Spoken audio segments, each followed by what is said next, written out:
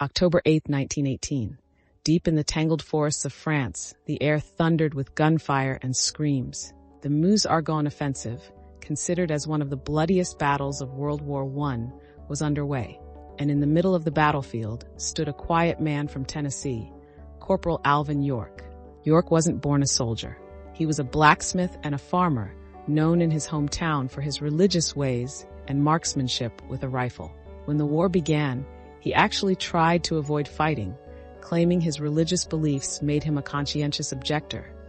But fate had other plans for him.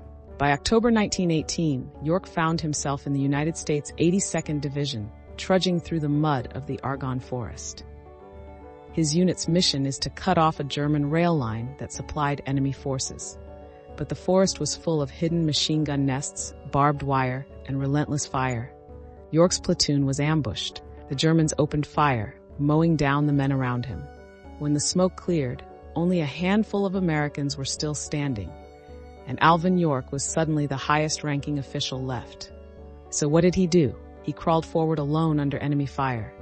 Using the stealth and precision he'd learned hunting back in Tennessee, he picked off German gunners one by one.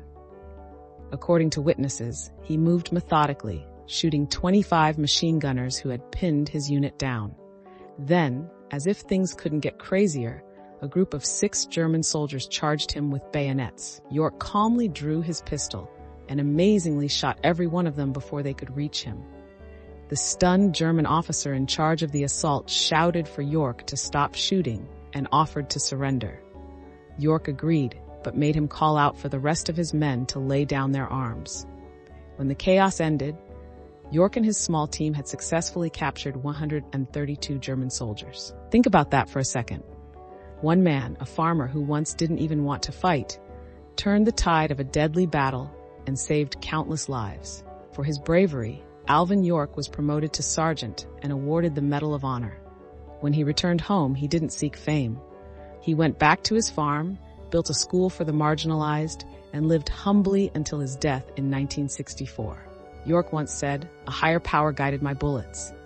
Whether it was faith, skill, or fate, that day in the Argonne Forest, Alvin York proved that even one person, standing firm in the face of chaos, can change the course of history forever.